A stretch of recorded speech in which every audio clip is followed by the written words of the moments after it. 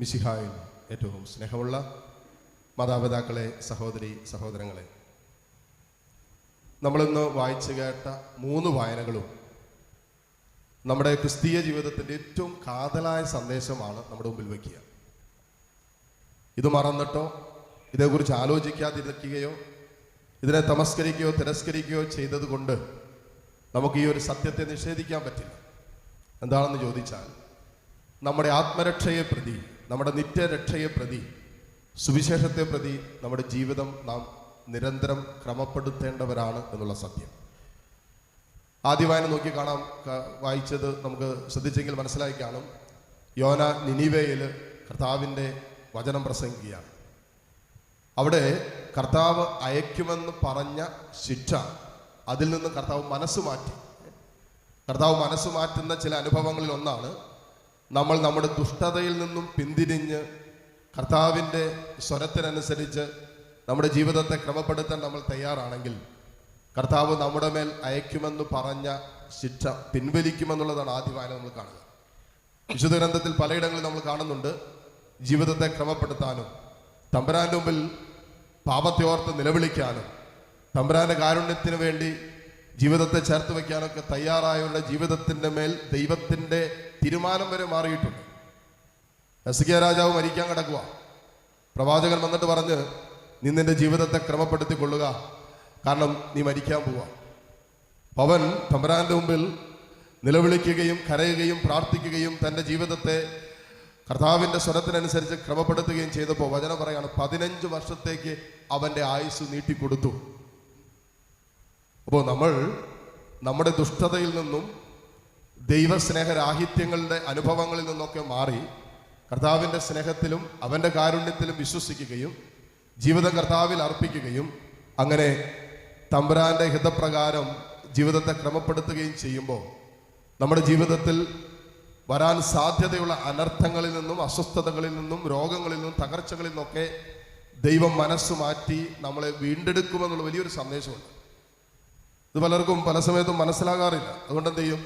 ദുഷ്ടഹൃദയത്തിൽ തുടരുന്നവരുണ്ട്, ദുഷ്ടതയിൽ തന്നെ തുടരുന്നവരുണ്ട്, പാപത്തിൽ തുടരുന്നവരുണ്ട്.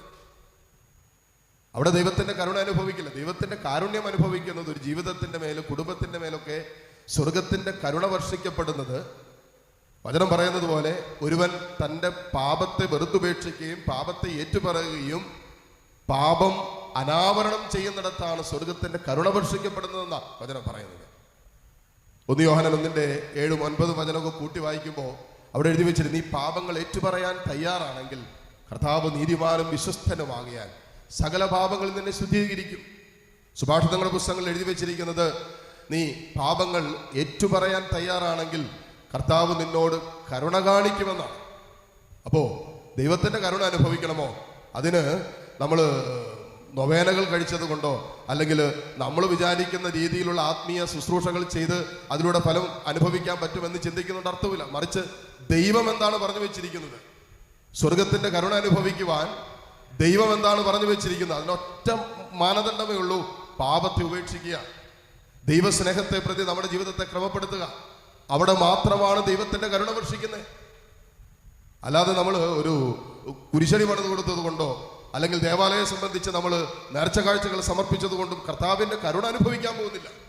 സ്വർഗത്തിന്റെ കരുണ അനുഭവിക്കുന്നത് നമ്മൾ പാപം ഏറ്റുപറയുന്നിടത്താണ്, നമ്മളിലുള്ള പാപം അനാവരണം ചെയ്തിട്ട് തമ്പുരാന്റെ കാരുണ്യത്തിന് വേണ്ടി യാചിക്കുന്നിടത്താണ് സ്വർഗത്തിന്റെ കരുണ വർഷി. അതാണ് നിനിവേ സമൂഹത്തിന്റെ മേൽ കർത്താവ് ചെയ്തത്. അവരുടെ മേൽ അയക്കുമെന്ന് പറഞ്ഞ ശിക്ഷ കർത്താവ് അയച്ചില്ല. ദുഷ്ടരായിരുന്നു, ദുഷ്ടഹൃദയത്തോട് ജീവിച്ചവരായിരുന്നു.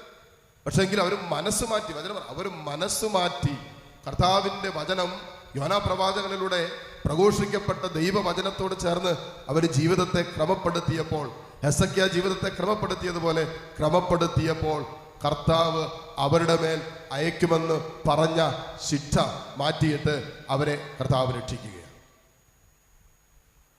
അപ്പൊ നിത്യജീവിതത്തെ പ്രതിയും ആത്മരക്ഷയെ പ്രതിയൊക്കെ നമ്മുടെ ജീവിതത്തെ ക്രമപ്പെടുത്തേണ്ടതുണ്ട് എന്നുള്ള സന്ദേശമാണ് ആദ്യ വായനയിൽ പറയാം. രണ്ടാമത്തെ വായനയിലേക്ക് വന്നപ്പോൾ നമ്മൾ കേട്ടു, സമയം പരിമിതമാണ്. സമയം വളരെ പരിമിതമാണ്. നമ്മൾ വിചാരിക്കുന്നത്ര സമയം നമുക്കില്ല. നമ്മൾ വിചാരിക്കും നാളെ, അല്ലെ നമ്മൾ മറ്റേ ലോട്ടറി ടിക്കറ്റായിട്ട് പറയുന്ന പോലെ നാളത്തെ കേരളം. അപ്പൊ ഇന്ന് കേരളം ഇല്ല എന്നാണ് ചോദിക്കുന്നത്. നമ്മളെല്ലാം നാളത്തേക്ക് മാറ്റി വെച്ചുകൊണ്ടിരിക്കുക. നമുക്ക് സമയമില്ല. സമയം പരിമിതമാണ്.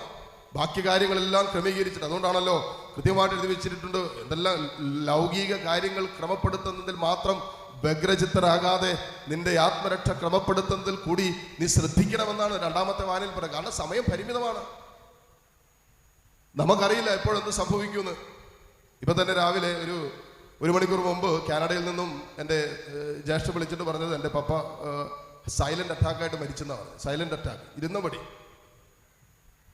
വെറുതെ അവിടെ ഇരുന്നു, കൈകെട്ടിരുന്നു, സൈലന്റ് അറ്റാക്കായിട്ട് മരിച്ചു.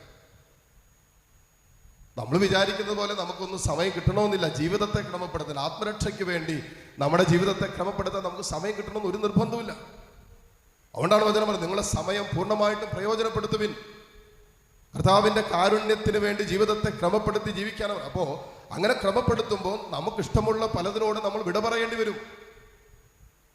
നമുക്ക് സ്വകാര്യ സന്തോഷം തരുന്ന പല വിഷയങ്ങളുമായിട്ട് നമ്മൾ നമ്മൾ പറയുന്നത് ഒരു ഒത്തുതീർപ്പിന് തയ്യാറാകാതെ കർത്താവിന്റെ സ്നേഹത്തെ പ്രതി ഉപേക്ഷിക്കേണ്ടി വരും. സുവിശേഷത്തിൽ വരുമ്പോൾ നമ്മൾ കാണുന്നത് കർത്താവ് തന്റെ അപ്പസ്തോലന്മാരെ വിളിക്കുന്നതാണ്. അവരെല്ലാം ചെയ്യുന്നത് അറിയോ? ഒരുത്തൻ വള്ളം വല അപ്പനെ ഉപേക്ഷിച്ചിട്ട് കർത്താവ് പറഞ്ഞു, നീ എന്നെ അനുഗമിക്ക്, പിന്നാലെ പോവുക. നമ്മൾ വിചാരിക്കും അത് നിസ്സാരമാണെന്ന്, ആ വള്ളവും വലയും ഉപേക്ഷിക്കാന്ന്. ഒരു മുക്കുവനെ സംബന്ധിച്ചിടത്തോളം വള്ളവും വലയും ഉപേക്ഷിക്കുന്നത് അത്ര നിസ്സാരമായ കാര്യമൊന്നുമല്ല. കാരണം എന്താ? അവന്റെ ഇന്നലകളിൽ ഇന്നോളം അവനെ താങ്ങി നിർത്തിയത് ഈ വള്ളമാണ്. ഇന്നും അവനെ നടത്തിക്കൊണ്ടിരിക്കുന്നത് ഈ വള്ളത്തിൽ നിന്ന് കിട്ടുന്നതാണ്. നാളെയുടെ സുരക്ഷിതത്വവും ഈ വള്ളത്തെ അപേക്ഷിച്ചാണ് ഇരിക്കുന്നത്.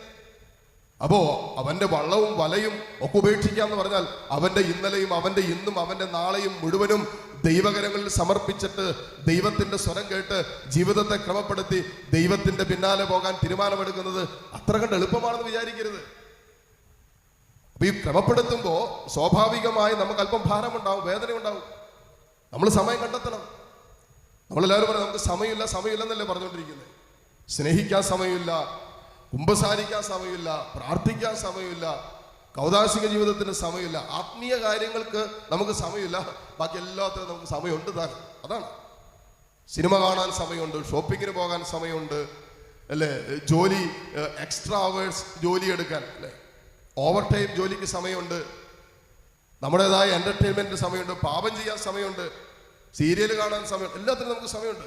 പ്രാർത്ഥിക്കാൻ പോലും സമയമില്ല എന്ന് പറയുന്ന എത്രയോ പേര് നമ്മൾ കാണുന്നുണ്ട്. ഇവിടെ കർത്താവിന്റെ വിളി നമുക്കറിയില്ല എപ്പോഴാണ്. അവര് കർത്താവിന്റെ വിളി സ്വീകരിച്ചപ്പോൾ അപ്പസ്തോലന്മാര് വള്ളം ഉപേക്ഷിച്ചു, വല ഉപേക്ഷിച്ചു. സബദീപുത്രന്മാർ തന്റെ അപ്പനെ ഉപേക്ഷിച്ചിട്ട് കർത്താവിന്റെ സ്വരം കേട്ട് ഉന്നതമായ വിളി. എന്താ? അവരുടെ ആത്മരക്ഷ. അതുകൊണ്ടാണ് കർത്താവ് പറഞ്ഞത്, ഞാൻ നിങ്ങളെ മനുഷ്യരെ പിടിക്കുന്നവരാക്കാം. ഇന്ന് വരെ നിങ്ങൾ മീനെ പിടിച്ചുകൊണ്ട് നടന്നവരാ. അതായത് ലോകവുമായി ബന്ധപ്പെട്ട വിഷയങ്ങളാണ്. മീൻപിടുത്തം എന്ന് പറഞ്ഞാൽ അവൻ അനുദിന ജീവിതത്തിന്റെ കാര്യങ്ങൾ ക്രമപ്പെടുത്തുന്ന. കർത്താവ് പറഞ്ഞു, ഞാൻ നിന്നെ മനുഷ്യനെ പിടിക്കുന്നവനാക്കാം. ഒരു ആത്മാവിനെ നേടുന്ന ശുശ്രൂഷയിലേക്ക് നിന്നെ നയിക്കാം. നിത്യരക്ഷയുടെ ശുശ്രൂഷയിലേക്ക്, സുവിശേഷത്തിന്റെ ശുശ്രൂഷയിലേക്ക് നയിക്കാമെന്നാണ് വചനം പറയുന്നത്. അപ്പോൾ ഇന്നത്തെ വായനകളെല്ലാം നമ്മുടെ മുമ്പിൽ വെക്കുന്ന ഏറ്റവും പരമോന്നതമായ ചലഞ്ച് എന്ന് പറയുന്നത് നമ്മുടെ ആത്മരക്ഷ അപകടത്തിലാക്കുന്ന വിഷയങ്ങളുടെ മീതെ നമുക്കൊരു ശ്രദ്ധയുണ്ടാകണം. അത് നമ്മൾ ഇന്ന് ശ്രദ്ധിക്കണം, നാളത്തേക്കല്ലേ, ഇന്ന് ശ്രദ്ധിക്കും. ഈ നിമിഷം നമ്മൾ ശ്രദ്ധിക്കണം. ക്ഷമിക്കാൻ പറ്റാത്ത മനസ്സുമായി ജീവിക്കുന്നവരുണ്ടോ? അതുകൊണ്ട് ക്ഷമിക്കാൻ പറ്റണം. അതിൽ നമ്മുടെ ആത്മരക്ഷ അപകടത്തിലാണ്. പാപത്തിലും അശുദ്ധിയിലും ദാമ്പത്യ അവിശ്വസ്തതയിലും നിത്യനാശത്തിലേക്ക് നമ്മളെ തള്ളിയിടുന്ന ജീവിതത്തിന്റെ ദുർഗന്ധം വമിക്കുന്ന അനുഭവങ്ങളിലൂടെയാണ് കടന്നു പോകുന്നതെങ്കിൽ തിരുത്താൻ നമ്മൾ തയ്യാറാകണമെന്നാണ് വചനം പറയുന്നത്. ആണ് നാളെ തിരുത്താൻ പറ്റുമെന്ന് അറിയില്ല, നാളത്തെ കഴിഞ്ഞ് അതിനൊരു സാഹചര്യം കിട്ടുമെന്ന് നമുക്കറിയില്ല. കാരണം സമയം പരിമിതമാണ്. അത് പൂർണ്ണമായും പ്രയോജനപ്പെടുത്തുക എന്നാണ് സുവിശേഷവും വിശുദ്ധ ഗ്രന്ഥം മുഴുവനും നമ്മുടെ മുമ്പിൽ വെക്കുന്ന ഏറ്റവും വലിയ വെല്ലുവിളി.